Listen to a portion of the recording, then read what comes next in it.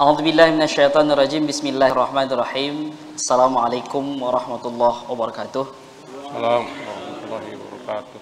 Innal hamdalillah nahmadu wa nasta'inuhu wa na'udzubillahi min syururi anfusina wa min sayyiati a'malina may yahdihillahu fala mudhillalah wa may yudlil falan tajida lahu waliyyan mursyida. Yang saya hormati Buya Sofyan Ras AKMM sebagai pembina YPSA, Umi Hajah Rahmawati Sofyan Ras, Ketua Umum YPSA, Miss Rizky Fadilah Ras, MPSI Psikolog sebagai Sekretaris Umum Yayasan Pendidikan Sofiatul Amaliyah, pemirsa YPSA TV dan narasumber yang juga saya hormati. Bersyukur kita kepada Allah Subhanahu wa taala atas limpahan rahmat dan nikmatnya kepada kita semua, sehingga syukur alhamdulillah pada pagi hari yang cerah ini Allah berikan kita kesempatan dalam mengikuti program Ulama dan Umarok Berbicara yang alhamdulillah secara langsung disiarkan dari studio outdoor Yayasan Pendidikan Sofiatul Amaliyah. Salawat dan salam kepada Rasulullah sallallahu alaihi wasallam. Allahumma sholli ala sayyidina Muhammad wa ala ali sayyidina Muhammad. Kembali bersama saya Abdurrahim Rahab pada program Ulama dan Umarok Berbicara yang insya Allah tema kita pada hari yang berbahagia ini adalah pandemi 19 sebagai tantangan dan peluang bagi pendidikan.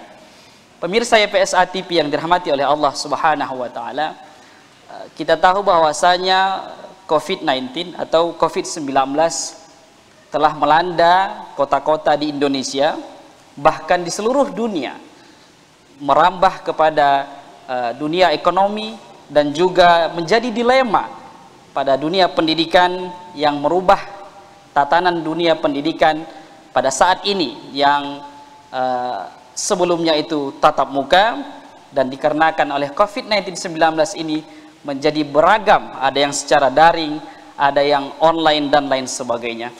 Alhamdulillah pemirsa YPSA TV telah hadir bersama kita pakar pendidikan atau tokoh Sumatera Utara yang sengaja kita undang, Profesor Dr.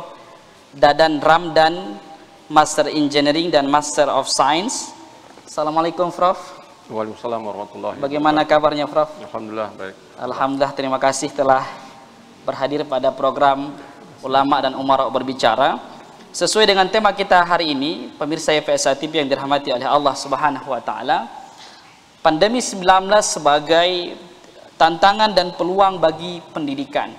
Sebagian pakar pendidikan menganggap bahwasanya COVID-19 adalah merupakan tantangan yang sangat penting, tidak hanya bagi dewan guru, kemudian instansi pendidikan, terlebih lagi kepada murid-murid yang belajar dalam situasi COVID-19. Oleh karena itu, untuk lebih lanjutnya kita telah menyerahkan kepada Profesor Dr. Dadan Ramdan, M. Engineering dan Master of Science, untuk menjawab dan memberikan prolog pada tema kita pada hari yang berbahagia. Silahkan Prof. Ya, baik, terima kasih Pak Abdurrahim ya. Bismillahirrahmanirrahim. Assalamualaikum warahmatullahi wabarakatuh. Alhamdulillahirabbil alamin. Wassalatu wassalamu ala anbiya wal mursalin wa ala alihi wa sahbihi ajmain. Asyhadu an la ilaha illallah wahdahu la syarikalah wa asyhadu anna Muhammadan abduhu wa rasuluh. Rabbi sholli sadri wa yassir amri wahlul 'uqdatam min lisani yafqahu qawli. Yang terhormat pembina YPSA Buya Dr. Andes Haji Sofyan Ras AKMM, yang saya hormati Ketua Umum YPSA Umi Hajah Rahmawati Sofyan Ras, juga yang saya hormati dan saya banggakan pemirsa YPSA TV, baik yang ada di ruangan ini maupun pemirsa yang ada di rumah. Tentu pertama sekali kita tidak boleh lupa untuk terus bersyukur ya kepada Allah Subhanahu wa taala bahwa pada kesempatan ini kita masih diberikan kesehatan, kemampuan dan kekuatan sehingga bisa berada di ruang ini dan bisa mengikuti acara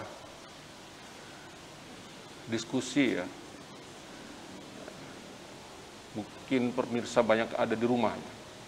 Satu hal yang perlu kita cermati dan perlu kita siapkan mengenai apa peluang yang ada dan apa saja tantangan-tantangan yang timbul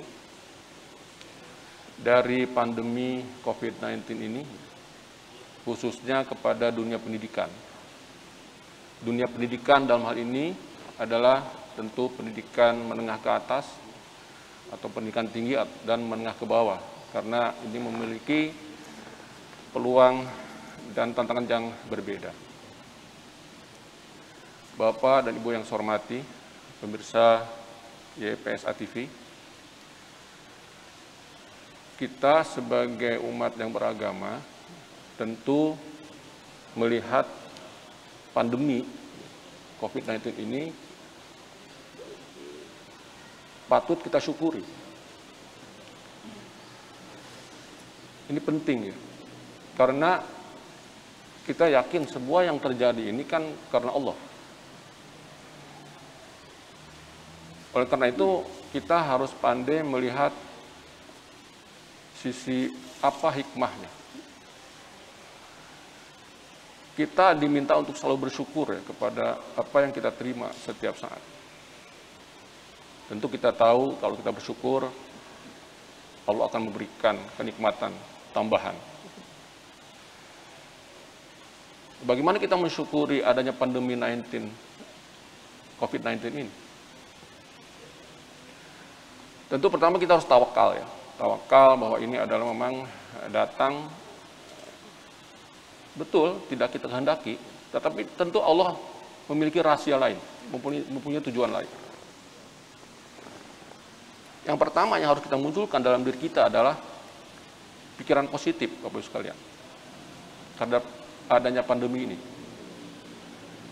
Jadi positive thinking ini penting.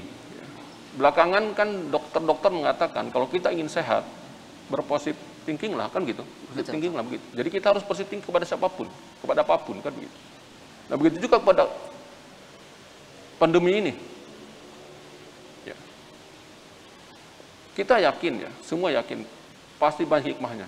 Dan nanti akan kita diskusikan apa saja yang ada ya, hikmah-hikmah dari pandemi ini. Kita tahu ya, kenapa pemerintah tidak mengizinkan siswa, baik ya siswa sekolah menengah ke bawah maupun pendidikan tinggi ya, tidak mengizinkan untuk datang ke kampus. Karena dianggap nanti banyak kerumunan.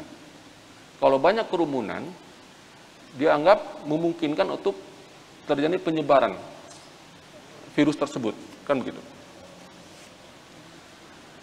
Ya, nampaknya memang demikian ya, karena karakteristik dari virus tersebut menyebar berdasarkan karena seringnya kita kontak, baik kontak fisik langsung atau berdekatan, kan begitu. Begitu menurut para ahli. Saya bukan ahlinya, tetapi begitu yang kita baca.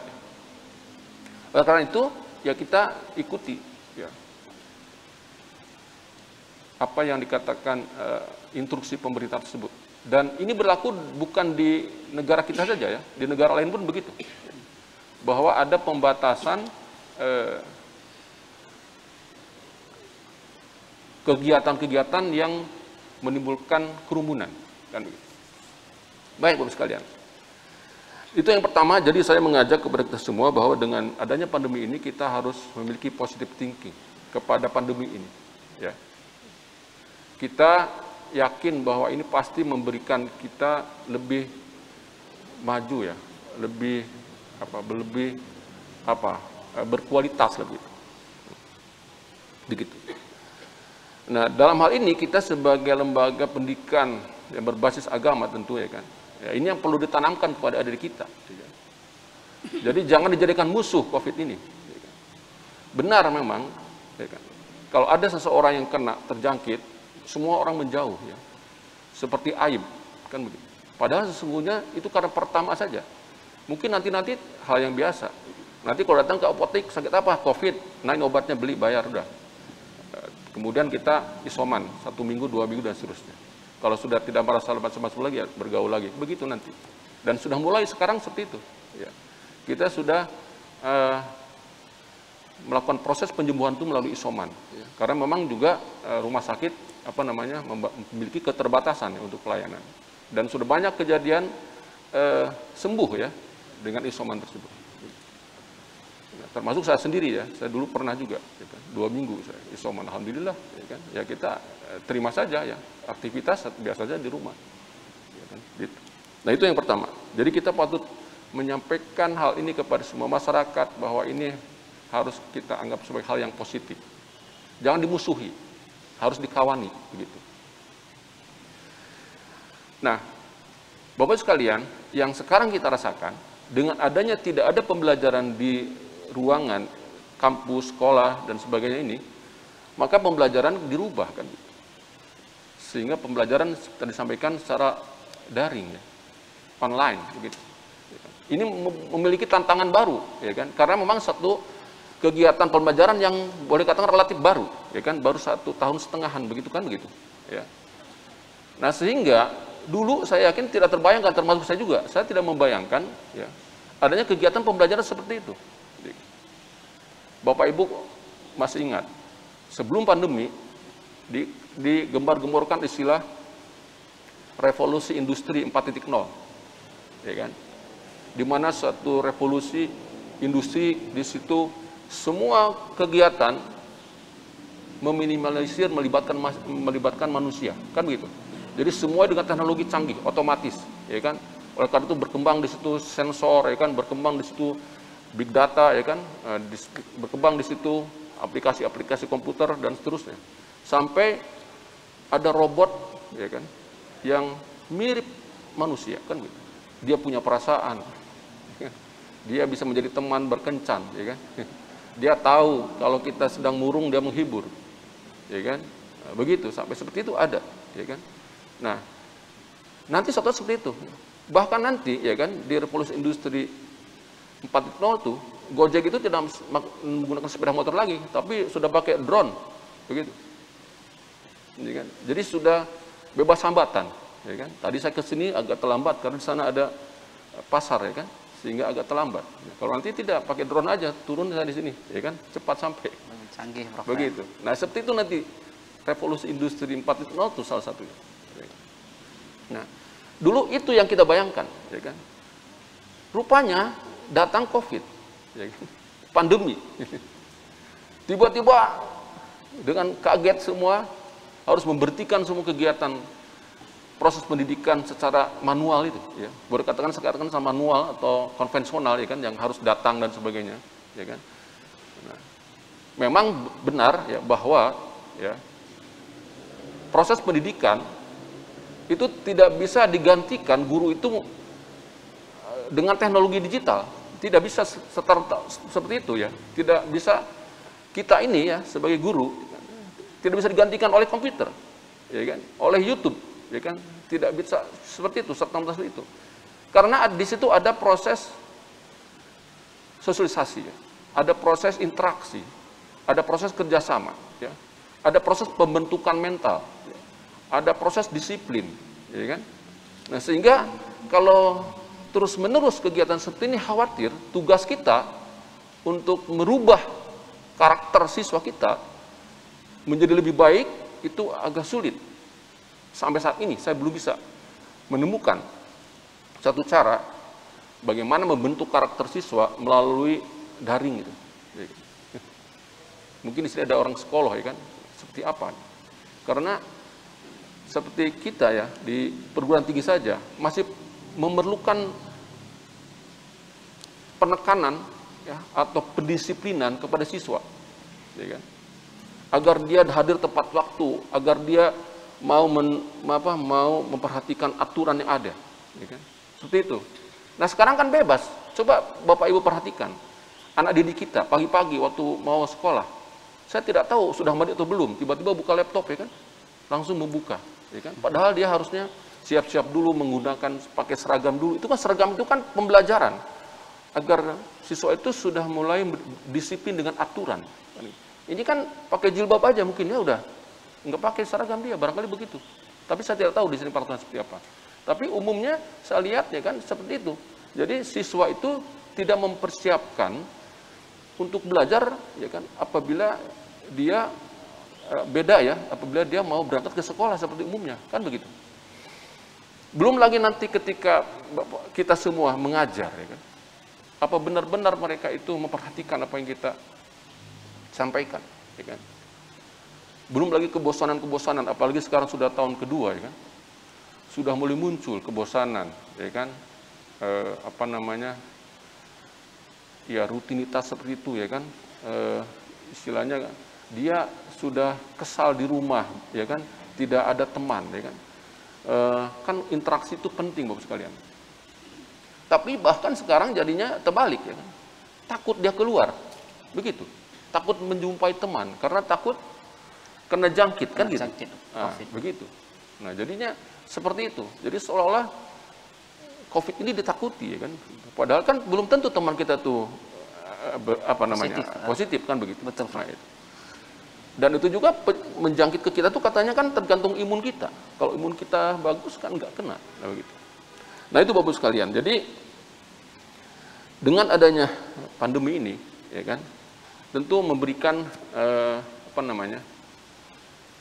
peluang ya kepada kita, ya kan, untuk lebih kreatif, ya kan. Bukan saja kita sebetulnya, juga orang tua kita, orang tua adik-adik kita. Ya. Maaf saya buka ya agak panas. Jadi orang tua kita kan dilibatkan sekarang ini dalam mendidik anak-anak kita kan begitu, iya kan, Bapak Ibu sekalian ya. Paling tidak orang tuanya itu memperhatikan dia benar tidak membuka laptop itu, ya kan? Atau membuka handphone kan begitu. Benar tidak mengikuti pembelajaran itu. Bahkan sekarang tidak sedikit orang tua itu dilibatkan di dalam menyelesaikan tugas misalnya, kan begitu. Kalau dulu Bapak sekalian, ya seperti saya juga ya, dulu anak saya 4 kan, hampir semuanya saya sekolahkan ke sekolah SDIT ya kan, yang full day, seperti di sini ya kan.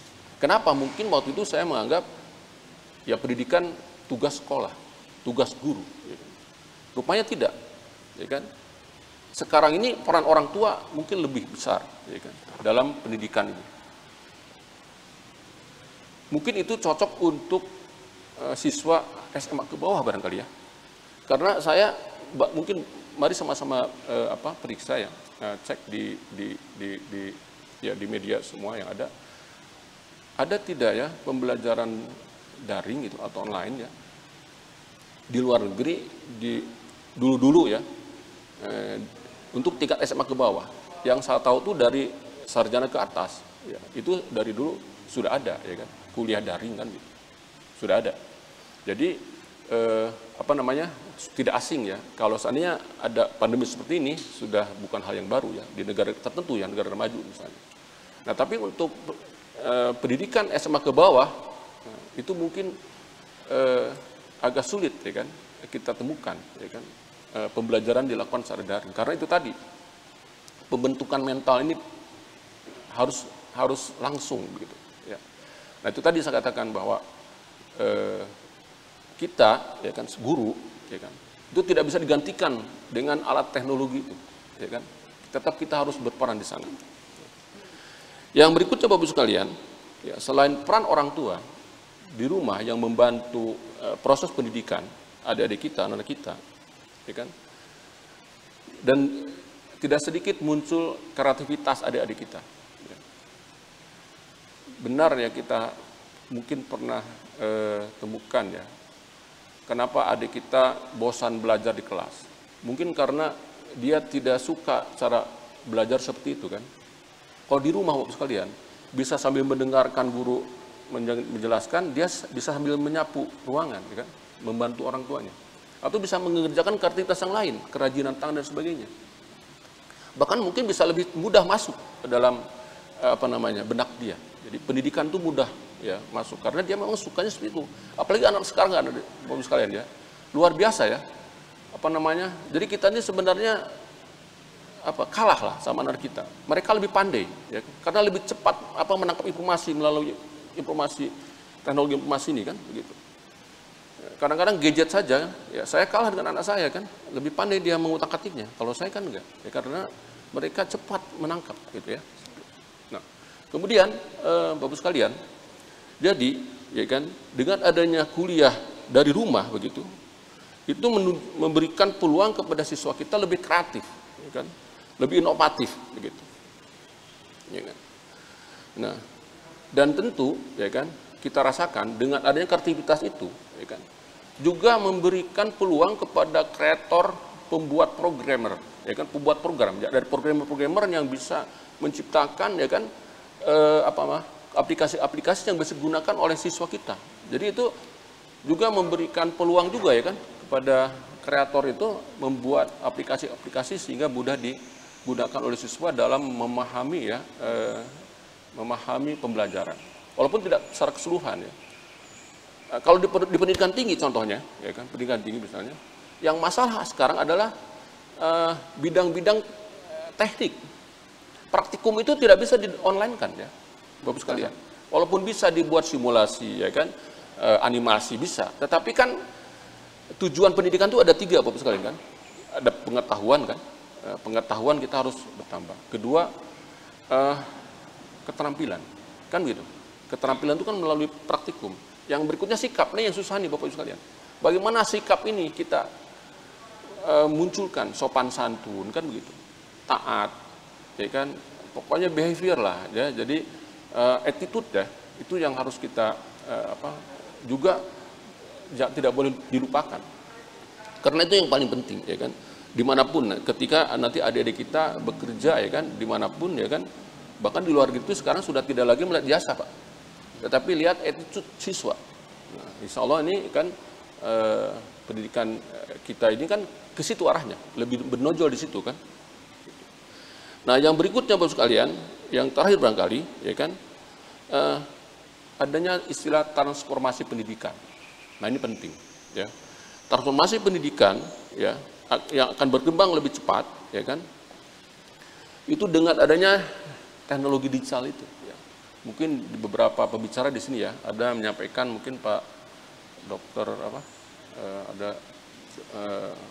dari USU ya menyampaikan mengenai teknologi digital juga kan. Nah, jadi dengan adanya teknologi digital ini ya kan, itu sangat membantu ya kepada kita. Ya. Walaupun di sisi lain banyak negatifnya kan begitu. Nah, ini yang ingin saya sampaikan. Kita sebagai ya masyarakat atau kita sebagai yang lebih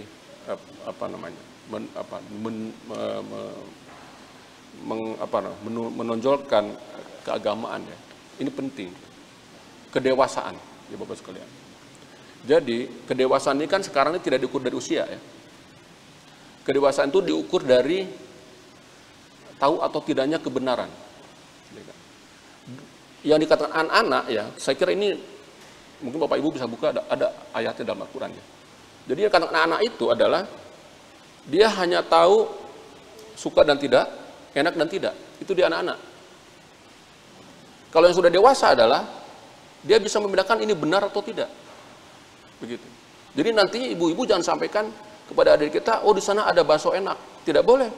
Oh di sana ada bakso halal. Begitu harusnya. Kalau enak tidak enak anak-anak itu. Kalau kita masih seperti itu, ya, sesuatu itu kita ambil kebijakan karena enak tak enak atau suka tak suka. Itu tidak dewasa kalau menurut saya, dan menurut Al-Quran seperti itu. Jadi Al-Quran mengatakan bahwa kedewasaan itu dilihat dari mengambil kebijakan itu berdasarkan benar atau salah. Ada tidak ayatnya, ada tidak aturannya, begitu. Ya. Jadi marilah kita tanamkan ini, ya kan? Seperti kita melakukan apapun, ini benar atau tidak, halal atau tidak, sesuai atau tidak dengan Al-Quran, kan begitu. Bukan suka atau tidak suka, gitu. Wah di sana penceramahnya enak. Loh kok enak? Penceramahnya benar atau tidak menyampaikannya itu? Gitu. Mohon maaf ya, nah, seperti itu. Jadi saya ingin menanamkan hal ini. Jadi marilah kita biasakan bahwa sesuatu itu kita lakukan karena memang benar. Tidak kita lakukan karena salah. Begitu. Nah itu. Kalau kita masih melakukan suka dan tidak suka, ya berarti kita belum dewasa. Begitu. Nah inilah sekarang pendewasaan perlu kita tingkatkan pada saat pandemi ini. Ya kan, karena di rumah itu tidak bisa kita kendalikan, kita tidak bisa kontrol ya adik kita ya, siswa kita ini. Ya tergantung itu tadi, dia membuka YouTube itu yang isinya tak apa-apa, tergantung kita, tergantung dia. Benar tidak nih dilihat, kan begitu. Boleh tidak dilihat oleh usia tertentu, kan begitu. Nah dia sendiri nanti yang menentukan, karena dengan adanya kuliah atau belajar di rumah itu, kedewasaan itu pasti berubah. Berbeda dengan kalau dia sekolah langsung, ya kan. Memang betul suka ada pengaruh lingkungan, teman-teman dan sebagainya. Tetapi kalau di rumah itu sangat individualistis. Oleh karena itu, Bapak sekalian, di pendidikan tinggi, ya sekarang itu ada tuntutan, ya kan. Saya kira agar siswa itu lebih mandiri, Pak, ya, lebih mandiri, ya, lebih mandiri dalam segala hal, terutama dalam belajar. Ya, jadi pembelajaran mandiri ini itu diutamakan. Dan itulah kunci dari era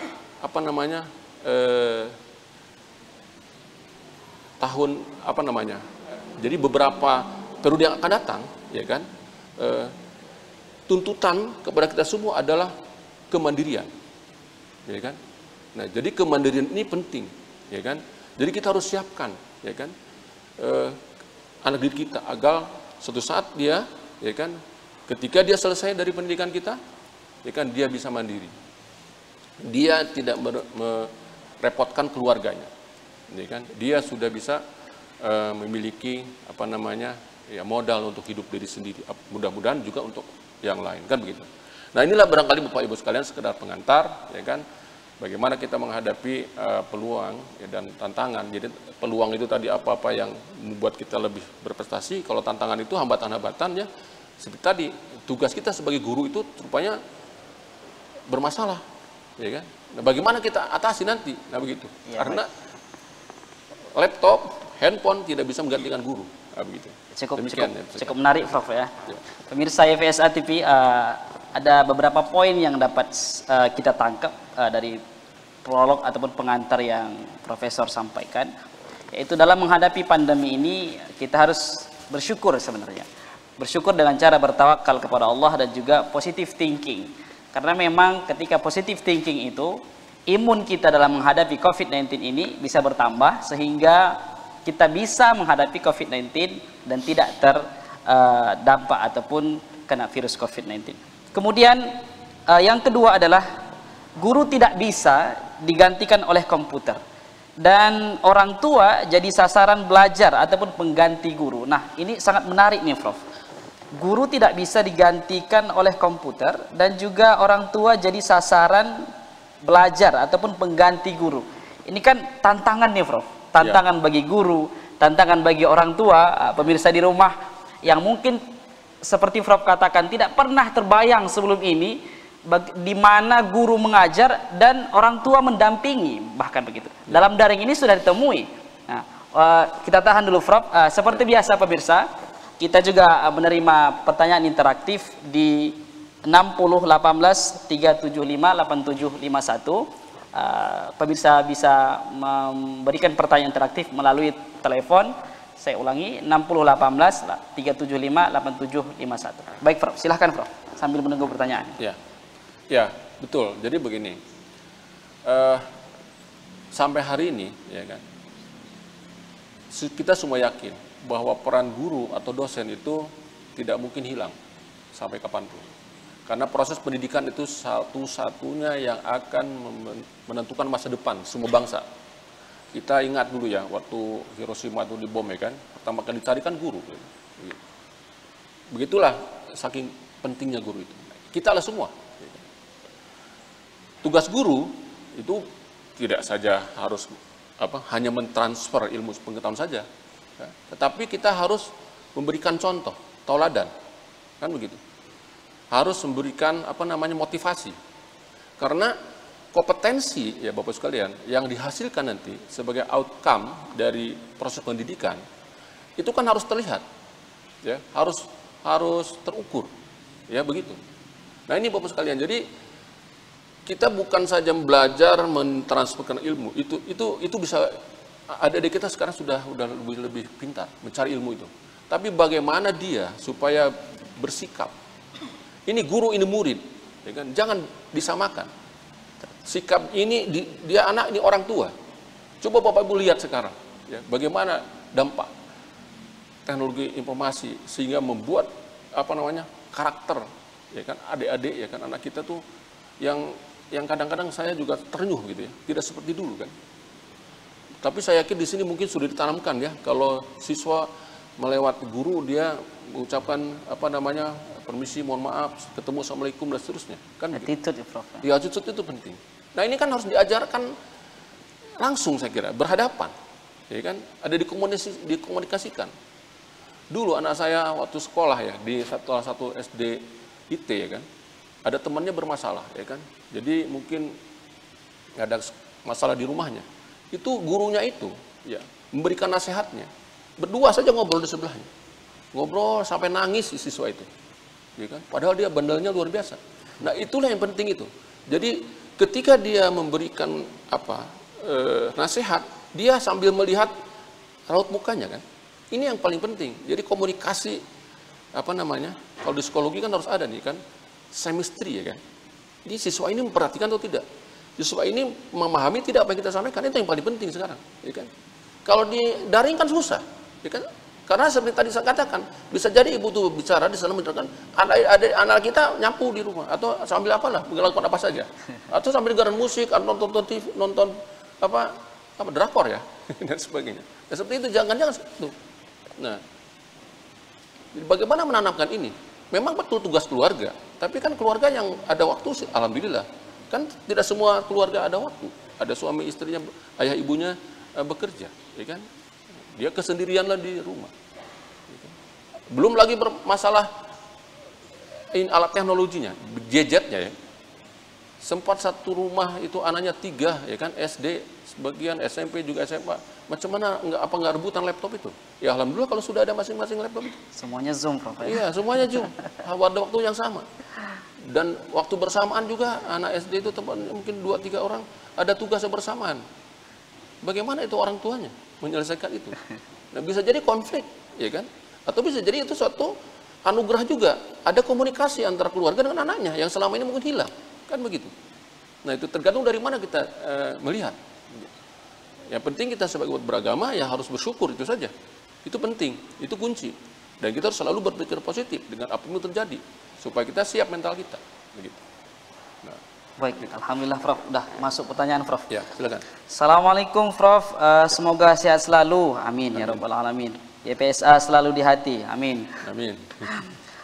Apa saja yang harus dipersiapkan oleh instansi atau lembaga pendidikan untuk mendukung pembelajaran daring di masa pandemi, Prof? Ya, ini pertanyaan bagus ya. Betul ya. Jadi satu sisi ya kita tadi kan bicara lebih banyak kepada pendidik ya kan, dan yang siswa didik ya kan. Di mana siswa didik dan pendidik itu ada di satu lembaga seperti ini ya kan, lembaga pendidikan. Seperti saya kan dari satu kampus ya kan. Nah tentu harus ada fasilitas ya kan yang mendukung. Ya kan. Pertama, kalau kita sudah aman jaringan ya kan, kita mungkin perlu menyiapkan yang paling penting adalah kuota ya. Kuota, ya kuota. Karena pemerintah pun memberikan kuota kan kepada siswa. Kita juga kampus kita juga memberikan kuota baik kepada siswa maupun kepada dosen. Itu yang pertama. Yang kedua, itu keterampilan. Jadi kita harus melatih dosen-dosen ya kan, atau guru-guru menggunakan satu aplikasi ya. Kalau di kita tuh ada namanya e-learning ya kan, pembelajaran elektronik ya. Kita punya sistem. Jadi semua pembelajaran melalui itu. Jadi semua bisa direkam ya kan. Kapan itu dosen masuk ya kan, kapan dosen keluar, materi apa yang diberikan. Kan begitu. Direkam semua, disimpan di situ di satu aplikasi tersebut ya kan. Kemudian juga dosen harus dilatih bagaimana menggunakan Zoom, ya kan? Mungkin di sini juga ada segera kan. bagaimana menggunakan aplikasi lain, Google Meet dan sebagainya, ya. Nah itu yang harus kita siapkan. Jadi lembaga pendidikan harus menyiapkan, ya kan, baik sarana, prasarana dan SDM yang mumpuni untuk menyikapi pembelajaran yang daring ini, kan begitu. Dan rupanya efeknya banyak ya. Banyak dosennya asalnya gaptek, ya kan. Sekarang terpaksa kan harus membuka laptop, terpaksa harus membuat PowerPoint, ya kan, yang menarik, kan begitu. Mungkin kita juga ada ya, dulunya mungkin malas-malasan kita buka laptop. Nah sekarang itu tidak mau membuat persiapan materi dengan menggunakan PowerPoint, ya kan. Kalau bisa dengan videonya, kan begitu. Karena kita ingin berusaha agar siswa itu menerima apa yang kita sampaikan, ilmu pengetahuannya itu kan, transfer knowledge itu harus sampai, kan begitu. Nah jadi sehingga kita itu tanggung jawab moral kita ya. Kalau kita asal-asalan, ya kan, mengajar, apalagi dengan niat yang mungkin dalam tanda petik tidak jelas. Saya yakin di sini niatnya sama dengan saya. Kalau saya mengajar itu, ya kan, niatnya cuma satu. Bagaimana anak didik saya itu lebih pandai dari saya, lebih sukses dari saya, lebih cepat jadi profesor dari saya. Gitu kalau saya mengajar kepada adik. Sehingga saya berusaha, sehingga ya mudah-mudahan ya anak didik kita suatu saat lebih pandai. Ya, begitu. Ya kita berusaha semaksimal mungkin. Begitu. Nah itulah motivasi kita sebagai guru, sebagai dosen. Ya, kita tidak mau menciptakan pengangguran, ya kan? Tidak mau menciptakan sampah masyarakat, ya, tetapi kita justru ingin menciptakan generasi penerus yang siap, yang tadi itu mandiri, ya kan? Jadi harus ada pembelajaran mandiri. Jadi saya menduga, ya kan, kondisi yang sebelum COVID itu tidak mungkin kembali, ya. Mungkin kita harus siap ke sana. Bisa jadi ini terus menerus, ya, 2-3 tahun ke depan barangkali seperti itu. Oleh karena itu kita perlu menciptakan kreativitas, inovasi agar yang tadi itu bagaimana caranya guru bisa diwakili oleh teknologi digital. Nah, mungkin ke situ nanti arahnya. Nah, jadi institusi pendidikan harus menyiapkan itu, ya kan, SDM, sarana prasarana, dan juga yang penting adalah ini kuncinya, kurikulumnya, Bapak sekalian. Jadi kita ini kan dunia pendidikan menjual kurikulum, ya nggak? Jualan kurikulum kita ini, ya kan?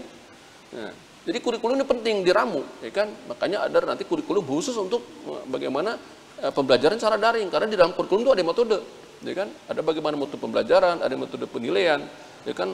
Evaluasi dan sebagainya.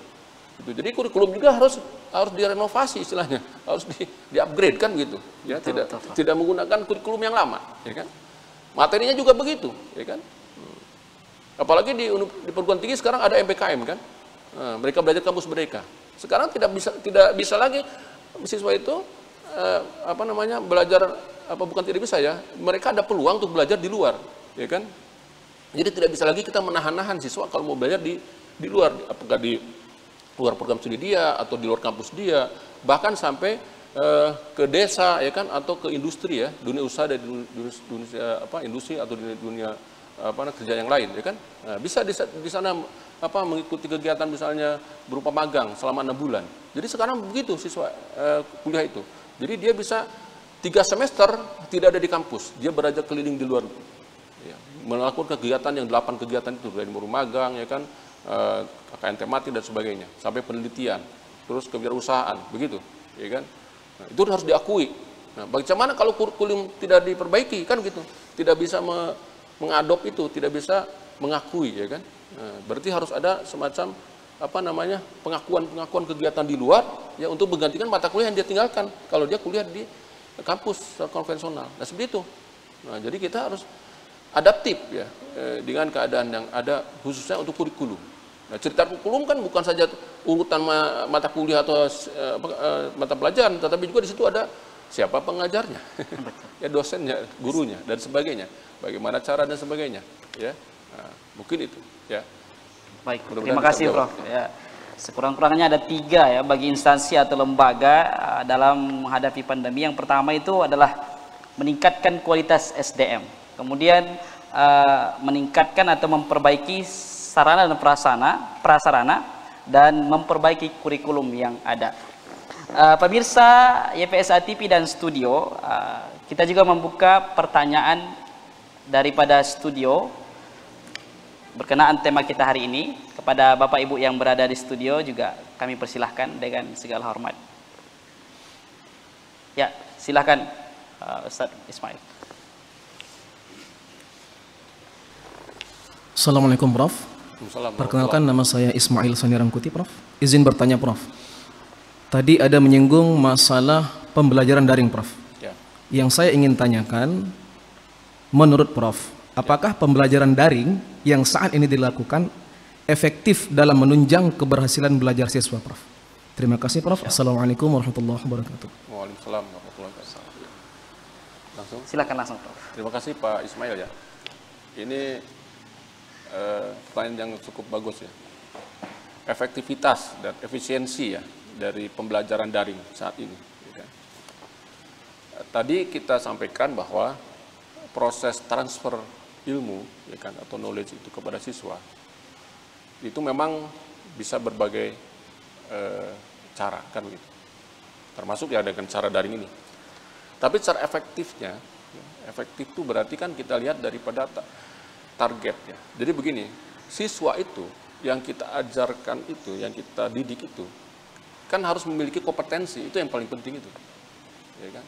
Nah, jadi kompetensi ini sebagai atau outcome ini yang jadi pegangan kita, keberhasilan pendidikan ini, ya kan? Nah, bagaimana dengan cara daring ini, ya kan? Apa kompetensi itu tetap bisa dicapai? Tadi saya katakan betul kalau mungkin ya tingkat perguruan tinggi ke atas ya, atau mungkin magister, doktor mungkin bisa ya kan, karena dia sudah mandiri, lebih besar kemandiriannya ya kan, untuk bisa mencari ilmu pengetahuan dengan cara dia begitu. Nah, tapi kalau tingkat SMA ke bawah, nah ini betul ini jadi masalah saya kira ya kan, efektivitas ini ya kan. Oleh karena itu kan banyak sekali tuntutan masyarakat, ibu-ibu terutama, kapan dibuka kan gitu. Ini sudah bermasalah ini, ya kan? Sudah bosan ini, ya kan? Memang belajar itu bukan hanya mendengar ceramah dari guru, tetapi juga harus ada interaksi, belajar dari teman-temannya, ya kan? Melihat temannya, melihat guru dan sebagainya. Ini yang tidak ada. Nah, ini masalah sebetulnya. Dan diakui sampai saat ini pemerintah juga begitu, ya kan? Jadi interaksi yang sangat penting dan sangat menentukan kepada keberhasilan pendidikan itu tidak ada lagi sekarang, ya, begitu. Nah, oleh karena itu, ya kalau dijawab efektivitas atau tidak, ya mungkin efektivitasnya berkurang dibandingkan dengan kalau belajar di kelas untuk tingkat SMA ke bawah, saya kira begitu.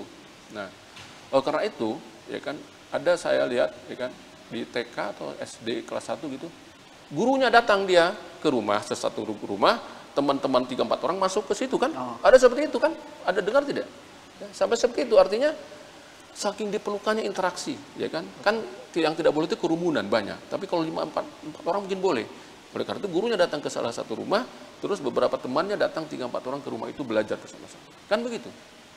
Nah, apalagi TK ini kan perlu ada nuansa, ya kan? Oh, ini aku sekolah.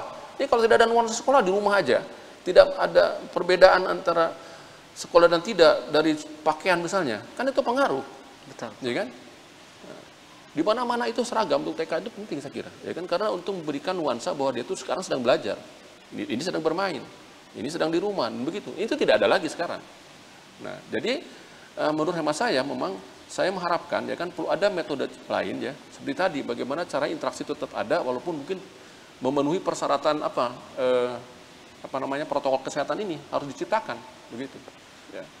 Apalagi begini, coba kalau misalnya ada perguruan tinggi ya Bapak sekalian, dia mengambil program studi olahraga, apa bisa daring itu? Cara belajar berenang, cara daring bagaimana caranya? Iya kan? Nah, bagaimana kompetensi dia nanti setelah lulus jadi apa? Kan begitu, iya kan? Ya, seperti kita juga mengajari di teknik, dia harus pandai mengelas misalnya kan? Macam mana cara daring ditunjukkan? Dia sendiri di rumah tidak punya mesin lesnya, iya kan? Bahan-bahannya dan sebagainya. Nah ini penting. Nah inilah PR kita, ya, Pak Ismail ya. Silakan di sini diskusikan bagaimana caranya mengatasi itu. Kalau bisa case per case, ya kan, ambil terus selesaikan. Jangan kita ada unsur pembiaran, begitu. Ya, mungkin itu saja. Terima kasih. Baik, terima kasih Prof. Pemirsa YPSA TV dan studio, tanpa terasa sudah 1 jam kita berada pada program Ulama dan Umar berbicara ini. Dan saya sampaikan mohon maaf kepada pemirsa yang belum sempat pertanyaannya ditanyakan, insya Allah nanti secara pribadi ataupun secara offline. Baik, pemirsa YPS Hati dirahmati Allah Subhanahu wa taala, kita persilahkan kepada Prof untuk memberikan intisari ataupun closing statement lah, Prof. Ya. Berkenaan judul kita ini. Silahkan. Baik, Prof. terima kasih. Jadi begini Bapak sekalian, saya mengajak kepada kita semua, ya, khususnya kepada pendidik, ya termasuk saya juga, ya kan, pandemi ini satu hal yang harus kita jadikan peluang ya, untuk terus berprestasi. Saya di setiap acara kalau mengumpulkan mahasiswa, satu hal yang tidak pernah saya lupakan, prestasi harga mati, saya katakan begitu kepada mahasiswa itu. Kalau tidak berprestasi mati saja, saya bilang begitu. Makanya terus banyak prestasi ada kita itu. Nah begitu juga kepada kita, ya kan? Prestasi guru, prestasi dosen harus kita tingkatkan. Prestasi itu bukan harus dilihat dari materi ya. Keberhasilan kita di dalam mendidik, kemudian anak didik kita lebih pandai daripada kita, itu satu prestasi yang sangat luar biasa. Dan saya yakin Bapak Ibu sekalian sudah menghasilkan itu. Dan saya sudah melihat, ya kan? Banyak alumni dari sekolah ini sudah jadi orang kan gitu sih. Sudah berhasil, ya kan, luar biasa. Insya Allah Allah Subhanahu Wa Taala memberikan balasan kepada kita semua, ya, yang setimpal. Demikian, terima kasih. Wabillahi taufiq. Assalamualaikum warahmatullahi wabarakatuh. Waalaikumsalam warahmatullahi wabarakatuh. Terima kasih pemirsa YPSA TV dan studio, dan juga sekali lagi kami ucapkan terima kasih kepada Prof. Ada satu poin yang paling penting mungkin dapat kita bawa ataupun kita aplikasikan dalam kehidupan kita, intisari daripada yang Prof sampaikan tadi adalah tantangan bisa menjadi peluang sebenarnya bagi siapapun kalau dilihat dari sudut pandang yang positif. Saya Abdul Rahim Harahaf dan terima kasih Prof. Kami tarik diri. Subhanakallahumma wa bihamdik asyhadu an la ilaha illa anta astaghfiruka wa atubu ilaik. Assalamualaikum warahmatullahi wabarakatuh. Waalaikumsalam warahmatullahi wabarakatuh.